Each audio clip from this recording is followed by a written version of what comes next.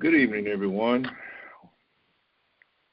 Today is October 7th, 2020. This is recording 112. 112. The entitled Impersonalization. Impersonalization. And I'll have you know that I kind of wrestled with this one for a while. In fact, I had the title on the sheet for 2 weeks before the essence came. And you say, well, what does impersonalization have to do with the gospel? It has everything to do with the gospel. I became a practicing Christian in 1975, but it was in 1987 that I became a disciplined practicing Christian. And I came upon the term impersonalization from my mentor, which is Joel Goldsmith, and I didn't really understand it. And I fought it off for as long as I could, just like I fought off love. I thought that all you had to do was get the power of the gospel, power of the word, and you could go on. But impersonalization, and I come to find out that it has everything. In fact, my brother and I had a long conversation about it today without him knowing that this was the title of today's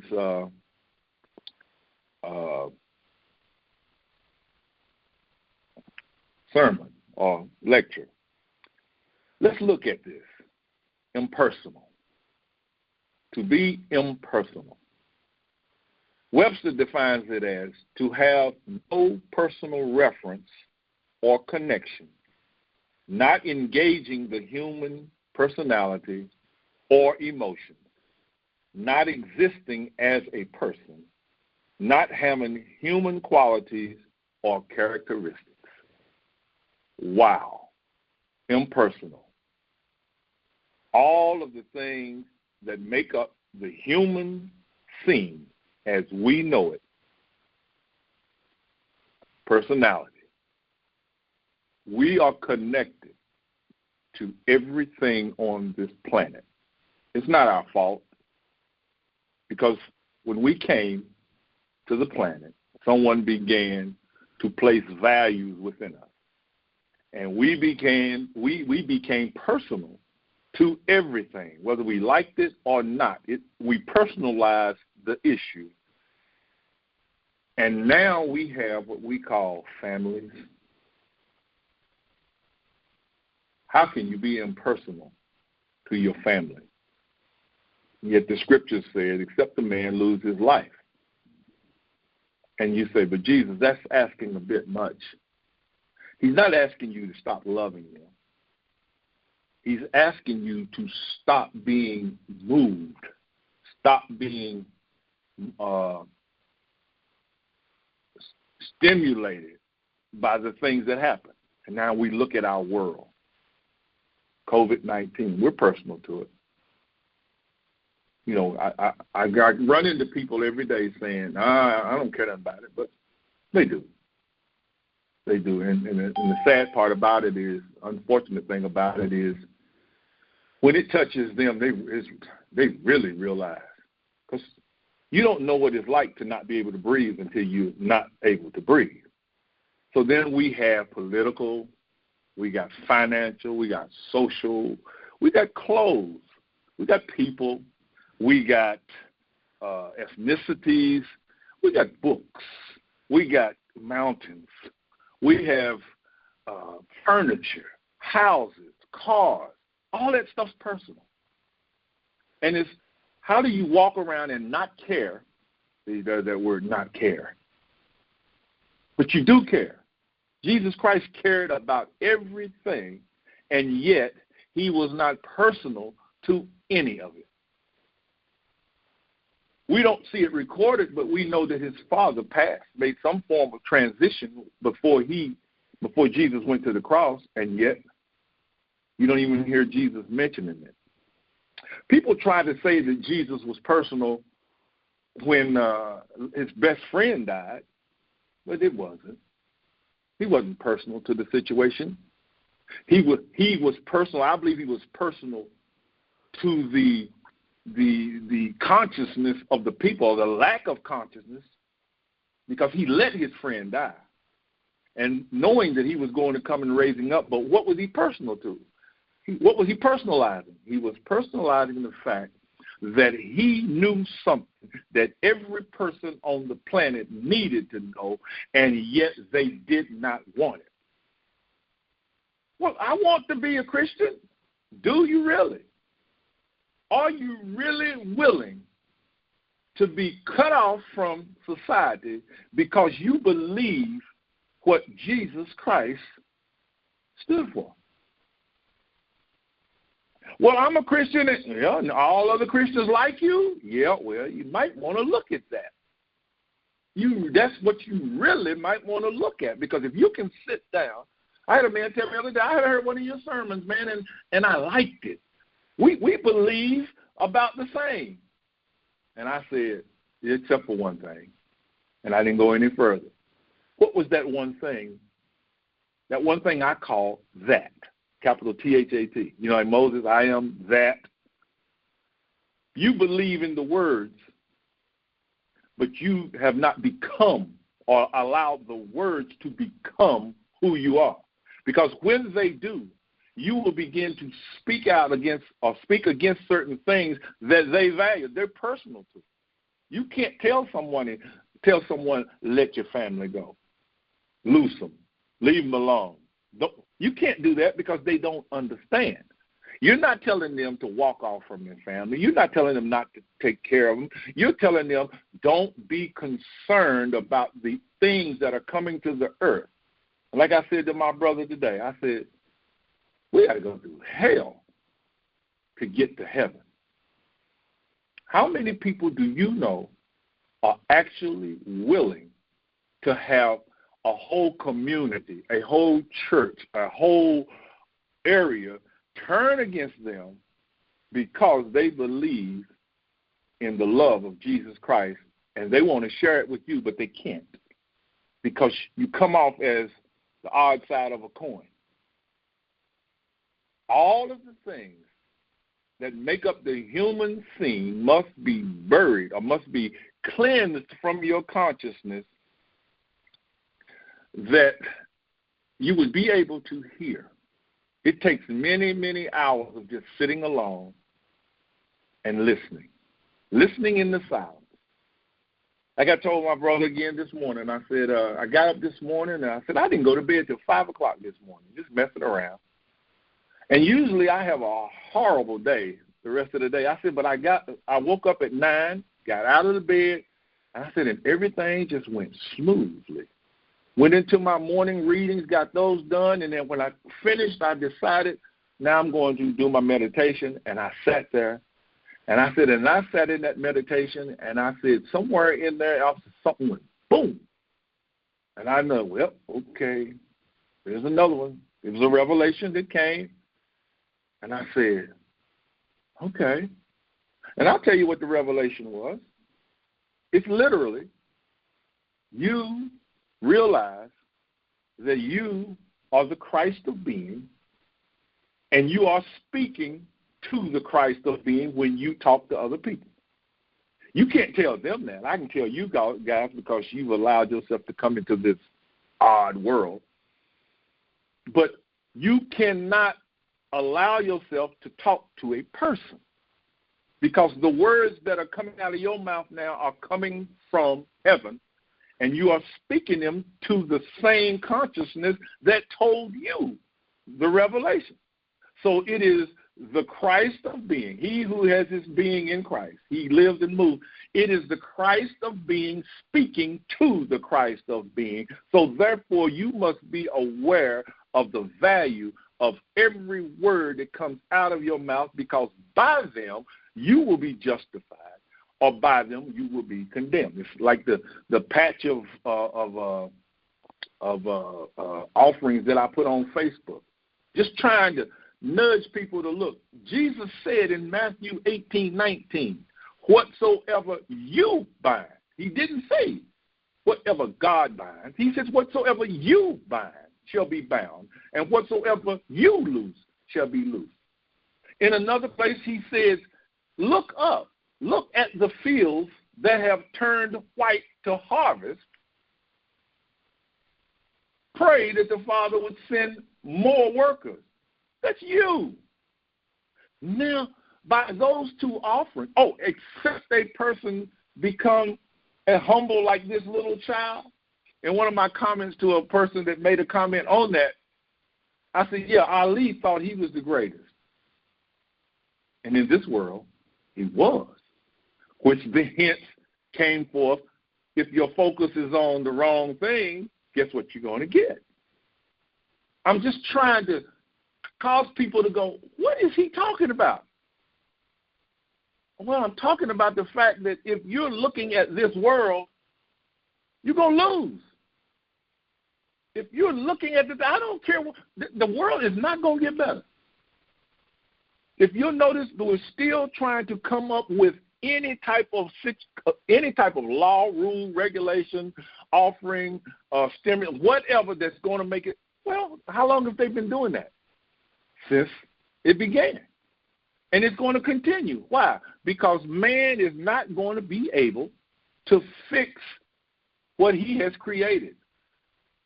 Because if he does, there's no need for God. And like I said, all of the things that make up the human scene as we know it, every problem of mankind has as its root a personal attachment, declaring it every whit real and whole and able to express its suggested value. Everything on this planet we personalize, giving it the ability to express its value, whether it be positive or whether it be negative. We give it the power by the power of our conscience. Well, then, here's one for you. I don't know how you're going to take it. If then you can't pray to God to do something that he has already told you to do, then who are you praying to? Especially if he's not responding. Jesus said, all power in heaven and earth has been given unto me, and I send you. Wait a minute. I thought God had all power. Jesus is saying, no, I have all power. And I am giving the authority of all that power to you who can believe. All of you have it, but guess what? Look about you. As you walk out of here tonight or in your respective place, look around you, and I guarantee you, you'll see them that have no hope. They're everywhere. Especially the ones that's living under bridges and sleeping in cardboard boxes, or the ones that's hiding out in, or the ones that's crying late at night. They have no hope. There ain't no stimulus package going to help them. There's no shelter that's going to help them. There's no body that's going to help them because that body is looking for what's in it for me, or how much do I have to put out to do this. So the bottom line is you get yourself caught up and go, wow. How do I help these people? Be still and know that I am with you. And those who are coming to the end, those who are wrestling with that beast out there will go, there's got to be a better way. And they'll start, God, help me. And they'll start moving, and they will find you. You won't have to work with them other than give them what they need, which is what? A word. See, it's not in your wallet. You'll give them a word, and that word will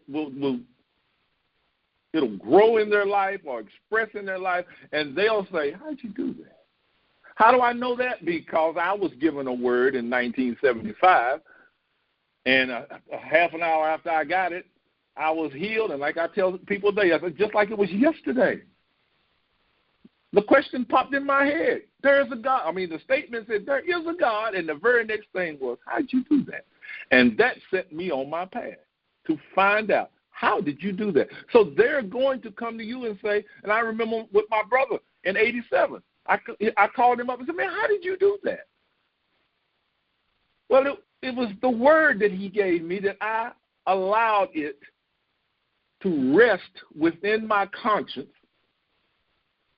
And what did God say about your conscience? If you're listening, he said, whatsoever a man doeth in secret shall be shouted. What? Yeah. When you're with yourself, you are in the secret place, you are in the laboratory, you are creating the scene or the thing that's going to show up out here, and it's going to be shouted. That's why every now and then you walk and you said, I wonder if anybody saw that. Guess what? They saw it. They just didn't know what they were looking at. Why? Because you created it, and it's being shouted. It's really showing itself to you that you are creating this world out here, and other people join in. Mankind, and unfortunately some of them that declare themselves as followers of Christ, in an effort to secure a harmonious experience, have indeed made personal the very suggestions that will never assure peace. What is a house divided? It cannot stand. Here's another one for you. God created all things. Nehemiah says he created all things and the host of the heavens, the angels and everything, and he preserveth them. Uh-oh. What happened to Satan? Jesus, the works that you're doing them by the power of the devil. Well, if I am, a house divided, whose house is that? God's house. See how we've taken the word and looked at it literally the way it's written on a piece of paper and personalized it. And just yesterday someone told me that they got a text from a friend that's saying that one of the political aspirants is God's choice and the other one is Satan. You see, man in his effort to harmonize his experience is personalizing himself with every suggestion. I don't care if it gets him $100 million. It is not going to bring peace to his experience. Why? Because he has placed the value in something of the earth. And what did Paul tell us to do about the things of the earth? Look not at the things that are seen, for they are temporal, but look at the things which are not seen. Well, how can you see what you can't see? That's why Jesus said you must be born anew. You must hold your gaze high above all of the ugly and allow the sweeping effects, the horrendous effects, the painful effects that come into your world. They're coming, and they're going to keep coming until you impersonalize them. And the only way that you can impersonalize them is the Spirit of the Lord has to sit on you and authorize you.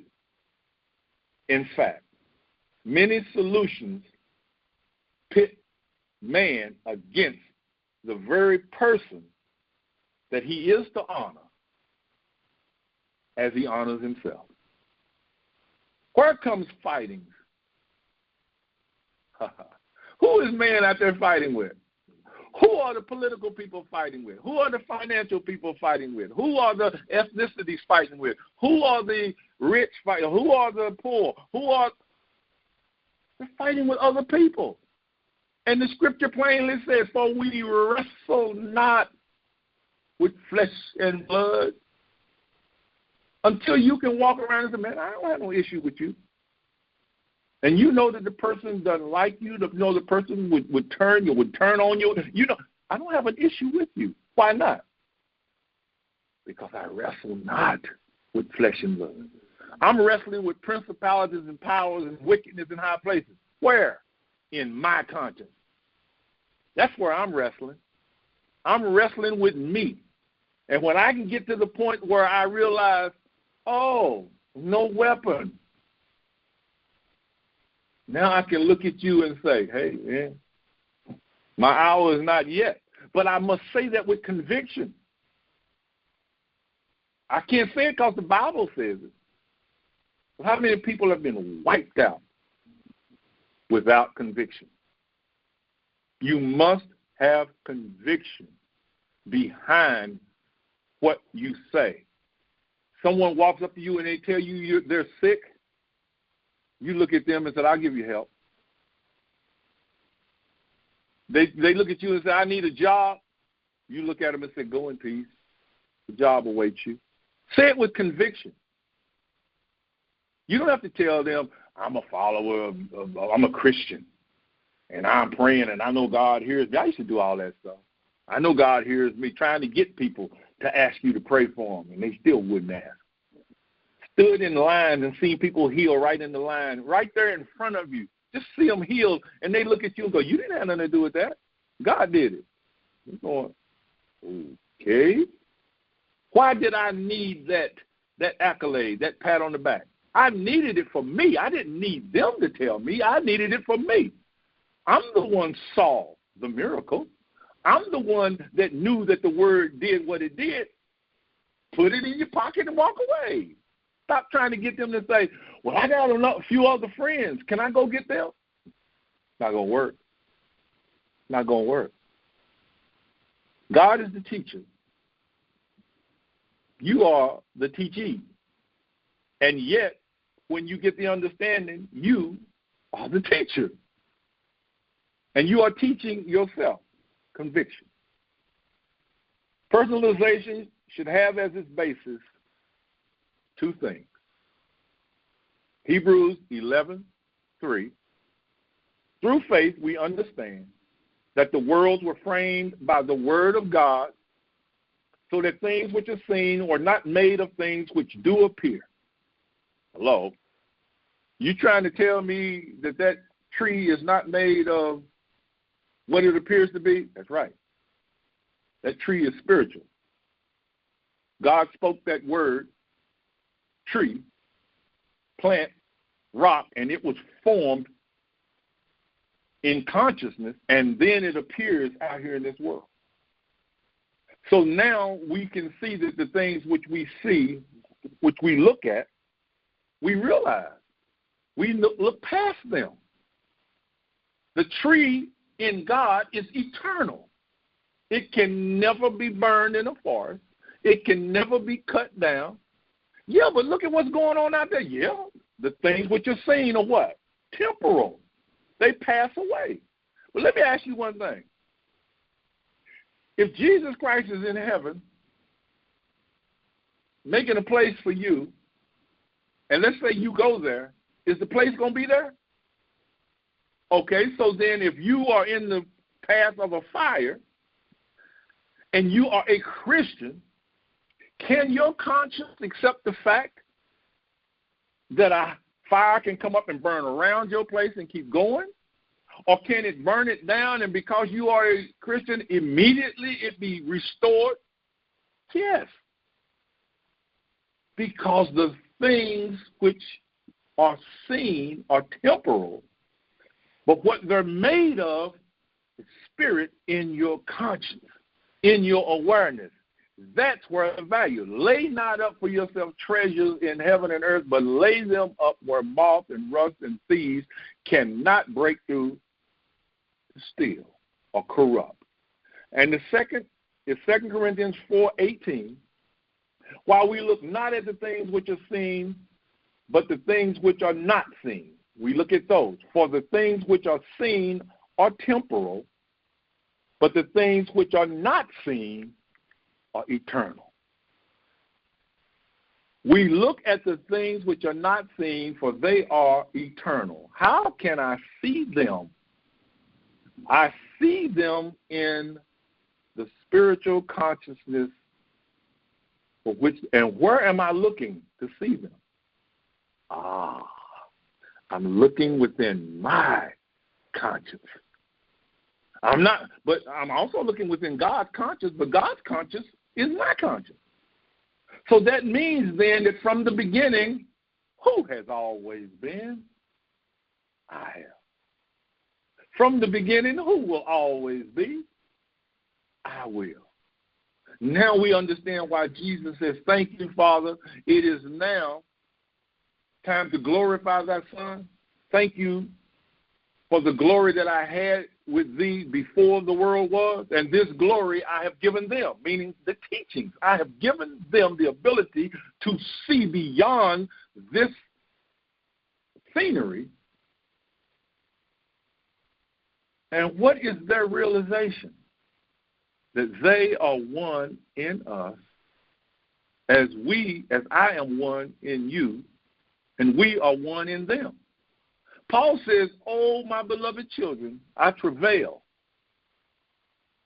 I travail as a woman in birth pain until Christ is permanently formed. How many ways does the scriptures have to tell you who you are before you'll sit down and go, you know, I think I see this, but I can't do anything with it? Why can't you do anything with it? Because you got all this other mess.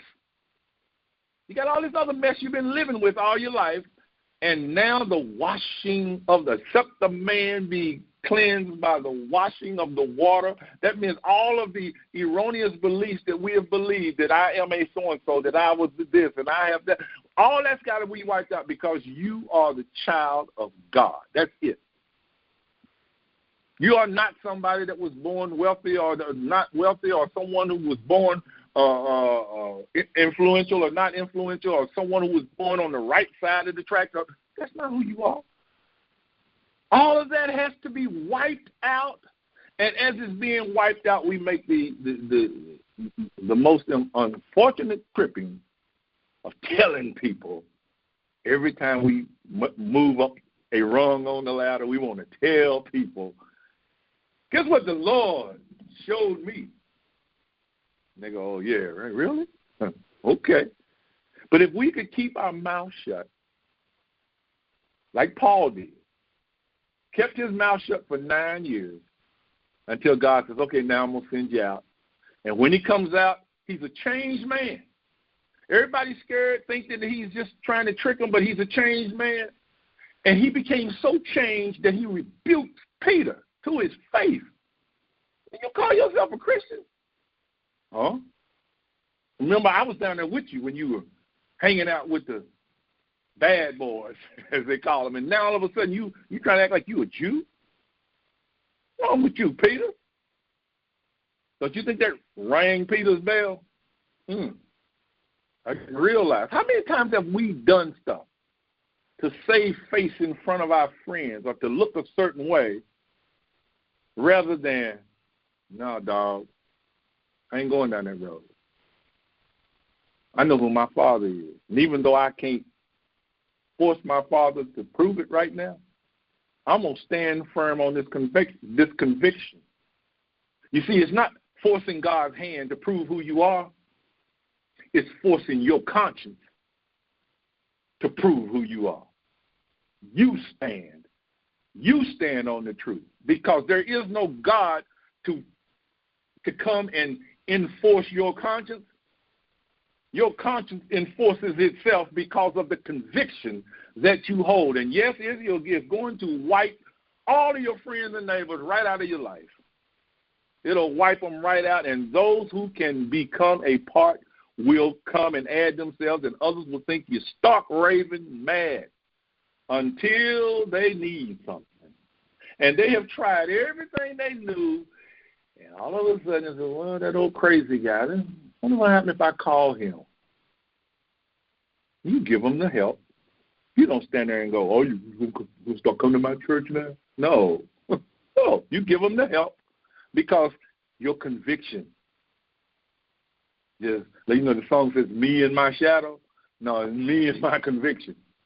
am I willing to stand firm in the liberty wherewith Christ has set me free? And you walk amongst them realizing you can no longer look at them and say, look at them who have no hope, because you are the hope. As you walk past them, you are the realization that your shadow passed them, your spirit passed them, your awareness came in front of them, and they had the ability to go, ooh, what was that just happened to me? You see, because you're the light of the world. And the light, what does the light out there personalize itself with? Everything. Positive. It gives itself to everything. It doesn't say, bad people, I'm not going to give you light. The rain doesn't say, I'm not going to rain on your garden or your flowers. Wow. So what am I looking at? I'm holding my gaze above this world. And every day I have to walk past people who look at me and turn away, act like they didn't see me. But God has given me that gift to be able to, yeah, I know you saw me. I know you just acting like you don't want it. And I have to go, but I love you. I love you because I love you. I don't love you because I have to. How many times have you hear Christians, I have to love you? No, you don't. God is not making you love anybody, and he's not punishing you for not. Guess who's doing the punishing? You are. And guess who's getting the good results? You are. All in accordance to your impersonalization of how you appeared on the planet and how you are looking out at that which God has made. What did God make? The earth is the Lord's and the fullness thereof, the world and they that dwell therein. So how can I decide who lives, who doesn't, who has the right to go here and go there? People have the right to go all over this world if they want to. And yet we're over here going, no, don't come to America. Don't come to Australia. Don't come to East Harlem. Oh, all you're doing is punishing yourself and tying an anvil around your own neck. How dare you walk up and talk about what a Christian you are when Jesus simply said, pray for your enemy. Do good to them. Oh, my goodness. You're looking at the things which are eternal now, aren't you? You're looking past personalization. It's the hardest thing you'll ever do. Trust me. If you haven't tried it, try it. And watch how hard it is. Because it is absolutely, it will send you to bed crying at night, trying to impersonalize, because you cannot of your own. Jesus said, in and of myself, you cannot of your own impersonalize. But you can desire the truth, and the conviction of the truth you'll get to the point where the shield comes up and you'll go, what am I afraid of? What can man do to me? Now you're impersonalizing. You're doing what the doctors are saying. If you want to pat somebody on the back, pat your doctors and your essential workers in the hospital, because look at what they're doing. They're impersonalizing. They're going into situations and saying, I'm willing to give my life to help you. And that's what Jesus did. The only difference was, which is a major difference, they go in with a fear, that hoping that it will not jump them, whereas Jesus had no fear. He knew that there was nothing outside of his conscience that could harm him. He was seeing murder. He was seeing raping. He was seeing lying, cheating, political unrest, wars. He was seeing it all around him. And yet he said, my hour is not yet. Man is to discipline himself impersonally to this world, seen, and personal to the world unseen. I think we've covered that. You go into the secret place. You dwell in the secret place. You sit in the substance of life, and you listen. You may think there's a God in there that's going to come and talk to you, and there will be some form of the Spirit, whether it speaks or touches, that will come, but guess where it's coming from? It's coming from the authority invested in you from the beginning. Father, I have always been with you. And the Father says, yes, son, I will never leave you, and all that I have is yours. You only need conviction. And conviction is love the Lord with all your heart, with all your strength and all your might, and make no provision. Love the Lord. Thou shalt have no other God before me. That is the conviction that leads to impersonalization. Lastly, 2 Corinthians 10 and 5. Personalization.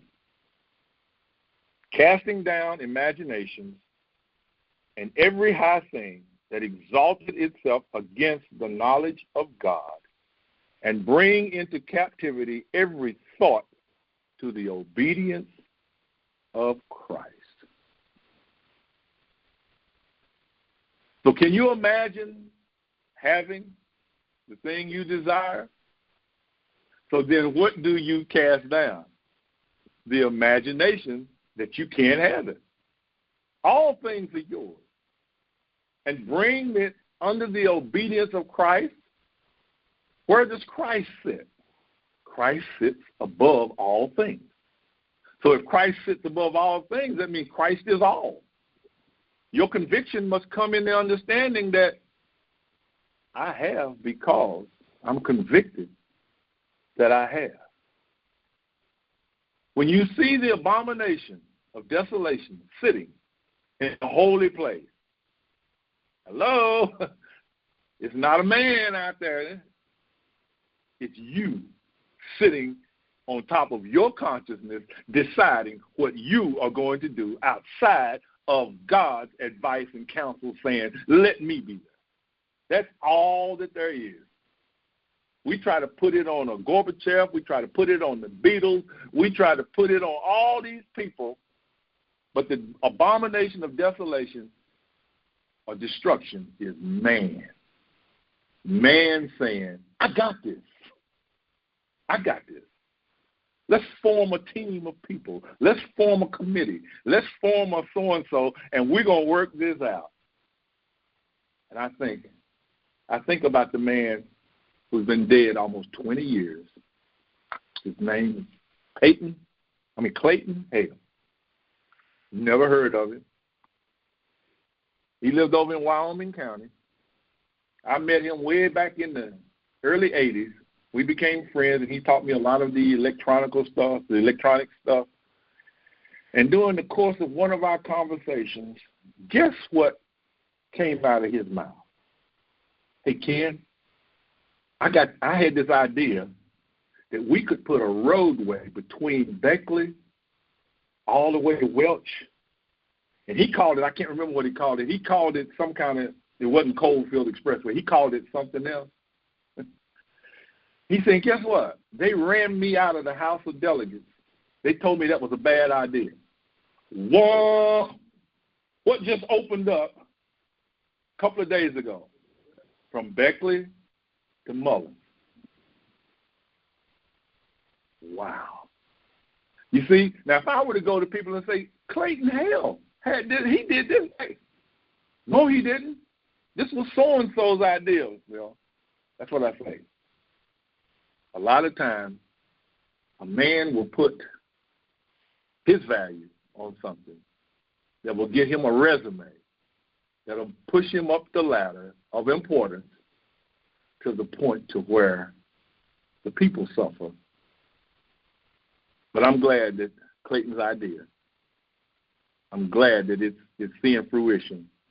but I still can't use it because when I come off the rhododendron trail, I'd have to drive 8 miles back to Mullins, up a steep incline, and then 8 miles to get to the road and then into Beckley. That's 16 miles out the way. No, I'll just keep going on rhododendron, turn left, and go into Beckley. When they get into Pineville, okay, now I got 22 minutes from my house, 20 minutes from my house to Pineville. Okay. And then I'm going to cut Beckley into 10 or 15, 20 minutes. No, I'm there in 40 minutes. But you see what I'm saying? I'm not going to make it personal. And whether they get it in while I'm alive or not doesn't matter. I'm not going to personalize. I don't need that highway as long as I can still get from here to Beckley. That's all that matters.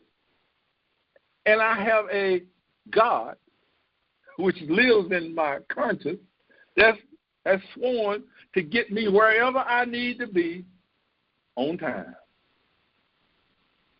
So I'm not going to get jealous of people who live in Mullins and say, yeah, man, I can get to Beckley in 10 minutes now, 15 minutes. And I'm going to say, oh, you fair to me. I still got an hour drive. But it doesn't matter. I'm going to get there. I'm going to make time. But I hope you understand impersonalization. It's the hardest thing. One of the in fact, to me, it's the hardest of being a Christian. That's the hardest. And I'm still working with it because I got family. I got bills. I got house repair, house maintenance. I got cars. I have friends and neighbors. I got unfriendly. I got all of that stuff, and I have to deal with it daily. But my conviction is I will love the Lord because he has loved me and authorized me to be the light of his work. God bless you.